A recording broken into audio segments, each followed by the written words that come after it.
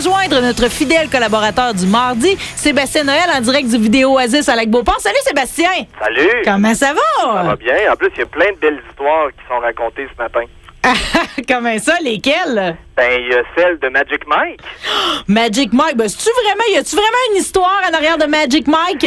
Non, moi, c'est moi qui devrais vous poser la question aux filles, là, parce que les filles bavent de voir ce film-là. Honnêtement, là, c'est drôle parce que dans plusieurs conversations, si je remonte dans le temps, quand il y avait un film un peu sexy que les gars voulaient aller voir, les filles étaient juste là, ah, voyons, tu vas pas aller voir ça au cinéma, juste à cause qu'il y a des belles filles, nanana. Et qu'est-ce que les filles ont fait au cours de la dernière année? Ils ont été voir Magic Mike au cinéma parce que, écoute, il a fait plus que 100 millions au box-office et persuadé que la plupart c'était toutes des femmes. Il a coûté à peine 10 millions à faire, là.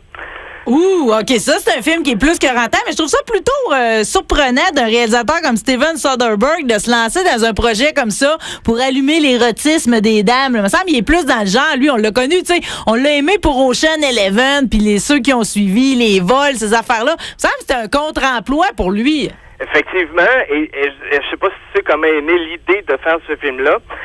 C'est sur le tournage du film Piégé, dans lequel Channing Tatum joue dedans. Et pendant le tournage, à un moment donné, Channing Tatum se met à raconter que quand il avait 19 ans, il a été stripteaseur, puis il racontait plein d'anecdotes. Puis là, ben Steven Soderbergh, il dit, il faut que tu racontes ça. Il faut que tu mettes il faut qu'on fasse un film avec ça. Puis c'est là qu'est venue l'idée de faire Magic Mike, qui est l'histoire justement de Mike, qui est un go-go boy la nuit et qui va entraîner un de ses amis là-dedans et tout ça. Donc c'est vraiment la vie nocturne de là il y a Matthew McConaughey qui joue là-dedans aussi là, de plusieurs stripteaseurs dans la ville de Tampa Bay. Donc écoute. Mais c'est une histoire fictive, là. C'est pas une biographie d'un quelconque Chip and Dale. C'est ça. Ben Channing Tatum a participé à l'écriture et à la production du film, mais comme il dit, c'est fictif. Les personnages que vous voyez dans le film, ils n'ont pas vraiment existé, mais je me suis inspiré de l'atmosphère puis de la vie, des aventures que j'ai vécues. C'est sûr qu'il y a des anecdotes qui ressemblent, mais honnêtement, il dit, il n'y a rien. Il ne faut pas dire, ah, lui, c'est un des amis à Channing Tatum. Il dit, c'est sûr que je joue mon propre rôle, puis même mon propre rôle, il ressemble pas vraiment. Mais il dit, il s'est passé pas mal moins de choses que dans le film, mais honnêtement, il dit, c'était juste vraiment pour donner un peu l'ambiance qu'il y avait, l'atmosphère d'une période de sa vie. Mais je voudrais pas qu'on étiquette trop le film. Est-ce que c'est un film qui est destiné avant tout aux femmes, aux hommes et aux hommes, ou si c'est destiné à tout le monde, ce film-là, Magic Mike? Écoute, j'avais peut-être un préjugé parce que moi aussi, je me suis dit, puis en plus, la pochette, tu vois les 5 torse nu, tu dis, ouais. Ouais, ça fait un peu, ça fait YMCA, là. Exactement. Mais honnêtement, après l'avoir regardé, c'est peut-être justement le fait que ce soit Steven Soderbergh, qui est un réalisateur quand même d'un très bon calibre. C'est quand même le gars qui nous a donné Erin Brockovich aussi. Oui, les deux Che Guevara aussi, qui sont pas des films nécessairement des gros blockbusters, mais qui ont été des films intéressants. C'est peut-être ça qui fait en sorte que le sérieux de la chose, le sujet est traité avec beaucoup de profondeur et aussi d'une manière plus sérieuse, qui fait en sorte que j'ai regardé le film puis je me suis dit, c'est intéressant finalement, il y a plus que la vie du go-go boy aussi dans le film, donc honnêtement, j'ai été surpris. Je ne sais pas à quel point les gars vont se pitcher tout de suite dessus, là. Mais non, c'est sûr que Et moi qui est dans un mardi en quête d'érotisme, est-ce que je serais servi à ce niveau-là? Écoute, je peux te... C'est juste une question de le mettre mal à l'aise. Je peux te certifier qu'aucun pénis ni fesses n'ont été maltraités durant le tournage. Même si je regarde ma TV vraiment de côté, là, puis j'essaye de voir le plus possible d'images, non? Ah, ben, tu vas voir des fesses, là. OK. Donc, celle de Channing Tatum puis Matthew McConaughey, là. OK. Mais à part ça, tu vas voir des strings, mais non, tu verras pas... Je te rassure, je fais pas pitié à ce point-là, mais je te le dis tout de suite, c'est pas là-dessus que mon choix va se porter cette semaine. D'après toi, ça serait quoi le film qui devrait m'être tout destiné? Ben, moi, je pense que le prochain pourrait peut-être faire partie de tes choix, là. Celui de Abraham Lincoln, Chasseur de vampires. Bon, parle-moi de ça. Le gars de mon club vidéo qui me connaît un peu. L'image a l'air magnifique. La direction artistique de ce film-là a l'air de détonner. C'est sûr que le monde va se dire, puis moi, la première, je suis pas trop une tripeuse de films de vampires, mais celui-là, il a l'air dans une classe à part. Ouais, mais moi, je trouve tellement que c'est la réponse à toute la gang de Twilight de ce film-là. C'est comme pour dire, écoute, un vrai film de vampire, là, c'est ça. c'est pas un gars qui s'est mis de la poudre blanche d'en face puis qu'il fait rêver une fille qui doit faire un choix entre elle puis un loup-garou. Un film de vampire, c'est ça. Fait que là, Abraham Lincoln, comment qu'on arrive à utiliser comme ça un personnage aussi marquant de l'histoire, tu sais, président des États-Unis, puis à en faire un tueur de vampires? On crée-tu dans le scénario une espèce de lien, de tremplin à tout ça, ou si on nous embarque dans un univers, tu sais, que tout nous est inconnu, là? Je trouve ça le fun, ta question, parce que c'est un scénariste, c'est Seth Graham Smith qui a écrit la nouvelle, qui finalement est engagé pour faire le scénario. Et lui s'est dit, moi je trouve là qu'Abraham Lincoln, c'est probablement le personnage réel qui ressemble le plus à un super-héros. C'est un gars qui est né d'une petite famille, dans la pauvreté. Sa mère est décédée très jeune. C'est tout son entourage aussi, il l'a perdu très rapidement. Donc, il a pu seulement compter sur lui et sa volonté pour devenir pour faire ses classes et devenir le président probablement le plus populaire de tout l'histoire des États-Unis. Ben, même Barack Obama, tu sais, lui, il se réfère toujours à Abraham Lincoln et à sa façon de fonctionner. La façon dont il utilisait ses ennemis aussi pour s'accaparer une partie de ce que les autres pensaient puis de l'insérer dans ce que lui voulait faire. Tu sais, Abraham Lincoln, c'est encore aujourd'hui, tu sais, les fondements d'une partie de la politique américaine. Effectivement. Et justement, on joue beaucoup là-dessus. Tu sais, c'est un underdog. Là. Le gars là, qui joue le rôle d'Abraham Lincoln, tu le vois au début, il est maladroit, il l'a pas pantoute, puis il est pas la carrure non plus. Ben, il est grand, là, mais à part ça, il n'y a pas toute la magie, si tu veux. Et là, dans le fond, le scénariste s'est dit, je vais lui donner un petit côté plus super-héros, en ce sens que, oui, c'est un gars qui s'est battu contre l'esclavagisme, mais il y a quelque chose que vous connaissez pas de la vraie histoire d'Abraham Lincoln, je vais vous la raconter dans ce film-là, c'est que il a chassé aussi des vampires. Donc, justement, les vampires, c'est ça, il est parti d'un fait véridique que sa mère est décédée très jeune, d'une maladie qu'on ne connaît pas trop. C'est un peu bizarre la façon qu'elle est décédée. Donc, lui s'est dit, c'est un genre de vampire, dans le fond, qui a donné un sort à sa mère. Et partant de là, Abraham Lincoln, dans son combat, voulait retrouver l'assassin de sa mère et va croiser sur sa route le personnage de Dominic Cooper, qui est un personnage un peu mystérieux, qui va l'entraîner à devenir un chasseur de vampires. Et entre-temps, il va faire de la politique pour justement continuer à gagner ses galons. C'est fascinant. Puis je trouve qu'on a bien utilisé la brèche parce que c'est vrai qu'Abraham Lincoln, il y a quelque chose qu'on connaît pas de lui. Entre autres, tu sais, on le voit toujours avec une allure sévère. Puis la fameuse statue, tu sais, où tout le monde va marcher là, en haut des marches, tu sais, qu'on voit entre autres. Lincoln Memorial. Exact.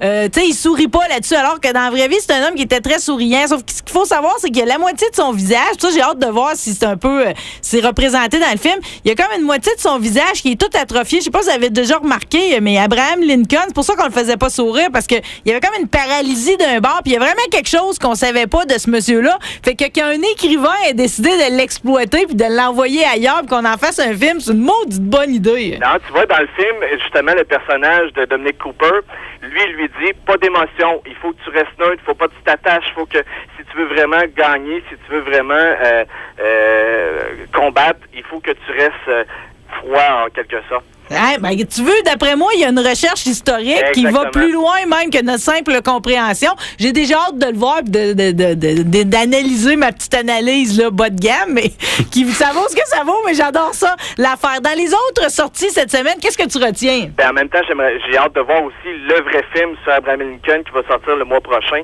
qui est fait par Steven Spielberg. Comment on arrive à synchroniser tout ça? Est-ce prévu par les compagnies ou c'est vraiment le fruit du hasard? Puis si c'est le fruit du hasard, il me semble qu'il y a quelque chose en arrière. C'est louche, là. Soit il y a une compagnie qui a su que l'autre travaillait sur un projet d'Abraham Lincoln, puis on sort ça en même temps. Comment on campagne électorale? Pour cela de Steven Spielberg, je pense que ça fait 10 ans que Spielberg veut le faire. Là. Probablement qu'on a accéléré le tout, là, parce qu'au départ, ça devait être Liam Neeson. Finalement, ça marchait pas dans les horaires. Puis là, finalement, il a réussi à convaincre Daniel Day-Lewis, parce que Daniel Day-Lewis, il faut toujours le convaincre à chaque fois qu'on veut l'avoir dans un film. Il prend sa retraite à la fin de chacun, là. C'est ça, exactement. Et d'après moi, on a accéléré les choses pour dire, hey, là, c'est l'année des élections présidentielles. Puis en même temps, Fox, qui est notre concurrent, il sort un film sur Abraham Lincoln.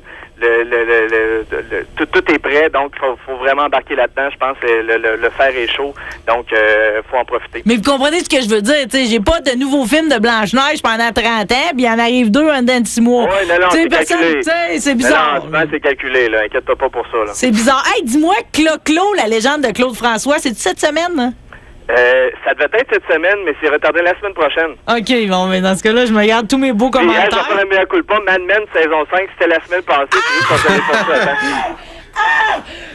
Il y a plus en plus. T'es chanceux en maudit que je me sois intoxiqué un œil parce que j'aurais pu t'en vouloir puis pour longtemps. C'est que là, je peux aller me loin, Mad Men, mon bisou avec Jessica Paré, tout ça, c'est là. Oui, c'est là. Bon, parle-moi de ça. Je me cherchais une raison de vivre, justement, aujourd'hui. La voilà trouvée. Bon, ben, je l'ai trouvée. On a-tu fait le tour? Il me semble qu'il y avait d'autres sorties. Ben oui, il y a plein d'autres affaires, là. Il y a Recherche Amis pour partager Fin du monde.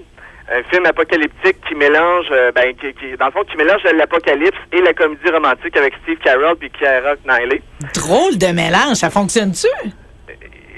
Oui, mais c'est inégal. Tu sais, ça part super bien en ce sens que on se retrouve dans un monde aujourd'hui où on vient d'apprendre qu'il y a un astéroïde qui s'en va sur la Terre et on peut pas l'éviter, donc ce sera la fin du monde. Donc c'est drôle parce que là tu vois plein de situations cocasses. Comment les gens verrait ça. Il y en a qui se suicident. Il y en a qui disent, hey, là, il nous reste 15 jours à vivre. On fait du sexe, on fait le party. C'est ça. Puis, on sont plus ensemble. Là. Moi, je profite de la vie. Puis, tu sais, je trouvais que ça mettait la table à plein de situations vraiment intéressantes. Ça nous force à nous questionner sur nous autres, ce qu'on voudrait faire pendant les 15 derniers jours sur Terre. C'est ça. Ce qui vient ralentir le rythme, c'est quand Steve Carell rencontre le personnage de Keira Knightley, qui elle aussi, ça va pas très bien. Lui vient d'apprendre que sa femme a décidé de prendre une autre piste. Et là, lui, il va partir à la recherche de son amour d'enfance. Et là, c'est là que ça traîne un peu, ça devient un peu plus lent, puis dans le fond, il va tomber un peu en amour avec Keira Knightley, vous devinez. Donc, je trouve que toutes les idées originales qui commençaient le film, ils sont vite tombés, sont vite laissés de côté. Attends, si je résume ta pensée, c'est encore une fois l'histoire d'amour qui a tué le film, là. Oui, je te dirais que c'est ça. Ça, c'est une maladie assez répandue, ça. Oui, mais on voulait aborder le côté apocalyptique. On s'est dit, on va mettre un peu de romance dedans, mais la romance prend trop le dessus, ce qui fait en sorte que ça vient vraiment amoindrir toutes les belles idées, les bonnes idées qu'on pouvait avoir pour le côté apocalyptique. Bon, je suis pas convaincu de celui-là, mais pas du tout. À part ça, il y a des bons films d'horreur. Il y en a un avec Christian Slater. Ouais, lui, moyen, là. OK. Lui, c'est un série B bien fait, mais tu sais, c'est... Ouais, mais qu'est-ce qu'il fait là-dedans, Christian Slater, d'abord, hein? Ah, ben, Christian Slater, écoute, il est rendu dans les films série B, malheureusement. C'est donc bien la déchéance. C'est dommage de te dire ça. Il a été si bon dans Au nom de la rose avec Sean Connery. Tu sais, il a eu des rôles mémorables. Oui, là, tu me dis qu'il est rendu... Il était super bon. Oui. OK. Ben, c'est ça, c'est un groupe d'étudiants qui libèrent involontairement un esprit maléfique et vous devinez un peu qu'est-ce qui va se passer, c'est un peu du déjà vu, là, c'est vision du passé. OK, fait qu'on oublie Playback. Ouais, je l'ai regardé rapidement, là, ce film-là. Mais il y a Wrong Turn 5, sorti Fatal 5, je sais pas si tu as suivi la saga. Pas du tout. Ah, malheureusement, ça c'est bon, ça donne des bonnes scènes de gore. Puis on refait un peu juste avec les objets, les poupées, toutes les dérivés de ça, là, c'est incroyable. Mais je comprends pas, parce que dans le fond, Clochette, là, elle, c'était juste l'amie de Peter Pan. Là, elle avait pas son histoire à elle avant. Ouais, ben là, Disney s'en est chargé de lui inventer plein d'histoires. Ben oui, puis tu sais qu'en plus, dans leur rénovation au Disney en Floride, justement, il y a toute une nouvelle forêt là, pour Clochette. Ah, je savais pas, non. Ça va te faire une belle sortie, ça. C'est à compter du 6 décembre. Ah, OK. Je verrai ça avec mes filles si je passe dans le coin. Mais en tout cas, celui-là, Clochette, justement, sort de son petit confort de la vallée des fées et elle s'en va dans un royaume qui est à côté, qui est un royaume hiver. Tu sais que la franchise Clochette mise sur les saisons, donc vous devinez que celle-là, c'est l'hiver. Et va faire la rencontre d'une fille qui lui ressemble étrangement. Est-ce que c'est sa sœur? Oh! Je vous le dis pas! Sais-tu qu'est-ce que j'aurais aimé me mettre fin à notre chronique aujourd'hui, Sébastien? J'aurais aimé ça avoir une clochette, comme quand on me disait de tourner la page dans mon livre. J'avais pas pensé. Mais je pourrais te dire, terminer ça en te disant qu'il y a un super bon documentaire qui s'appelle Apocalypse et qui, cette fois-ci, est centré seulement que sur Hitler. Ah, mais je trouve qu'Hitler, il a l'air d'un boy scout sa pochette, tu trouves pas? Non, j'avoue, il est pas...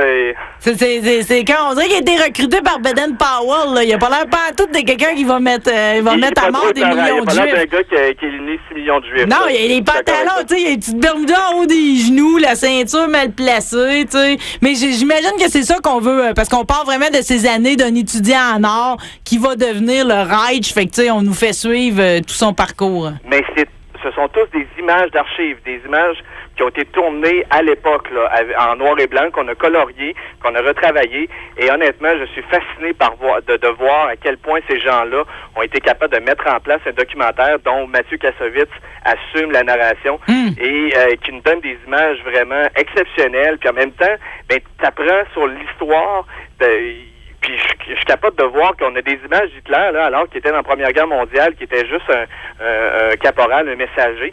Je comprends pas pourquoi on a été capable de filmer ça, puis on le suivait déjà à cette époque-là, en 1918.